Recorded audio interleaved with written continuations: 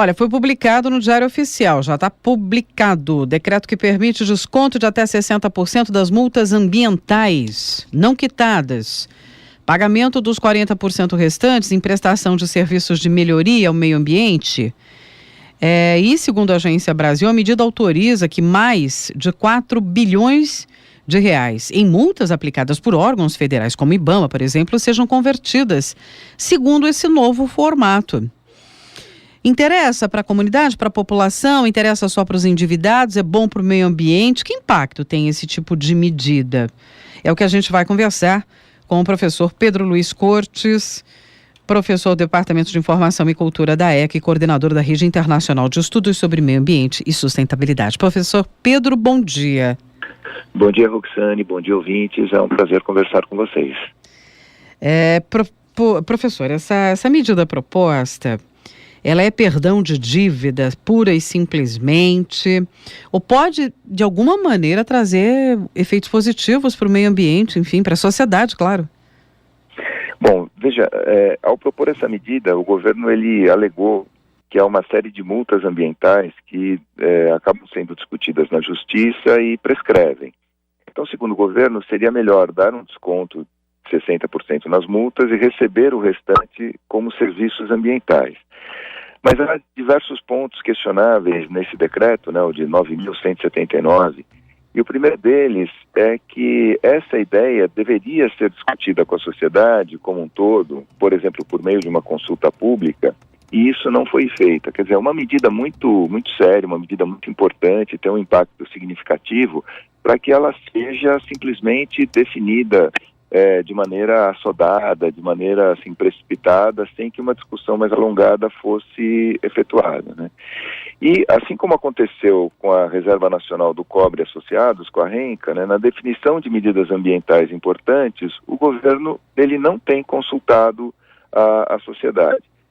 Outro ponto questionável é que essa medida foi publicada poucos dias antes do julgamento da segunda denúncia contra o Temer, né? A perspectiva de que isso ocorra hoje, né? Ou a partir de hoje. E tudo leva a crer que foi uma moeda de troca para conseguir o apoio da bancada ruralista. Então, diante dessa declarada incapacidade de cobrar as multas, o governo resolve conceder uma anistia em lugar de pensar em meios de aprimorar a lei. Então isso cria um incentivo à prática de crimes ambientais, né? Porque sempre fica aquela perspectiva de que diante de um crime ambiental, diante de uma multa, né, poderá no futuro haver aí um abrandamento das penas, uma espécie de anistia. E esse não é realmente uma forma de gerir o meio ambiente, que é um patrimônio público, né? Então essa incapacidade de cobrar multas leva a um questionamento. Será que o governo será capaz de exigir que os 40% restantes sejam efetivamente convertidos em serviços ambientais? Né? Será que ele vai conseguir fiscalizar isso?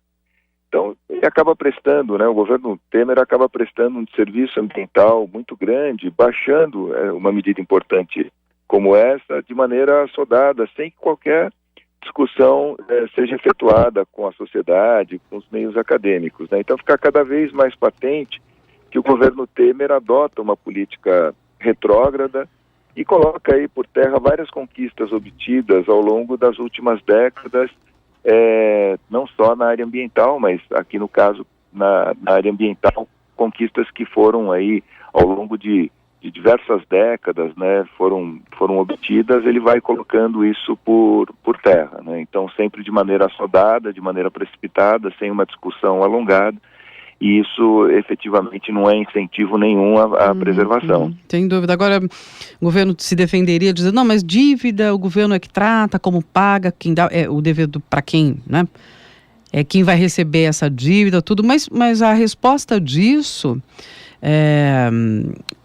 isso tem que ser revertido para o benefício da sociedade. Não é só uma questão de governo, de dívida, de meio ambiente, mas é para a sociedade também. A sociedade ela tem que ser de alguma maneira consultada, né? Consultada. Sem dúvida. E principalmente diante de um cenário onde o governo ele tem uma diminuição significativa de arrecadação, ele vem tentando diversas reformas, né, para garantir uma maior arrecadação, para reduzir suas despesas, seus custos, mas ele concede esse tipo de anistia que, obviamente, pode até não ter sido a intenção dele, mas diante do calendário que se apresenta aí, né, do julgamento da segunda denúncia e tal, dá a forte impressão, né, se não a certeza, de que foi uma moeda de troca com a bancada ruralista. Quer dizer, uma medida desse tipo, ela deveria ser discutida, deveria ser proposta, pelo menos ter uma consulta pública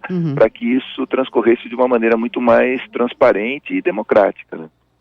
Porque, né, transformar dívida em dinheiro, enfim, em algumas medidas, é ruim, é importante. Agora, o que a gente tem visto, para concluir, é que a sociedade ela tem respondido prontamente, especialmente em relação à questão, por exemplo, da Amazônia. A resposta foi muito rápida, né, amor? Sim.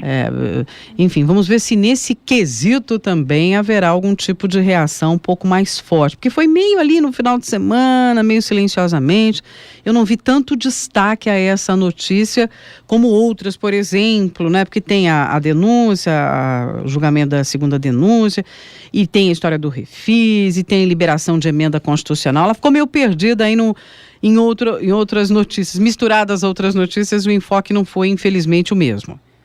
Mas fica a expectativa de que realmente a reação ela seja forte e o governo acabe por reverter esse tipo de medida. Vamos acompanhar, tá aí, portanto, né? Sem dúvida. Sem consultar a população não é interessante. Mais uma vez o governo incide nesse problema, né? Cria esse problema, esse constrangimento. Professor Pedro Luiz Cortes, coordenador da Rede Internacional de Estudos sobre Meio Ambiente e Sustentabilidade. Conversamos na sexta-feira com mais um tema de meio ambiente aqui para o nosso ouvinte, ele que também coordena o projeto Ambiente a Nosso Meio. Obrigada, professor. Um grande abraço a todos e até sexta-feira.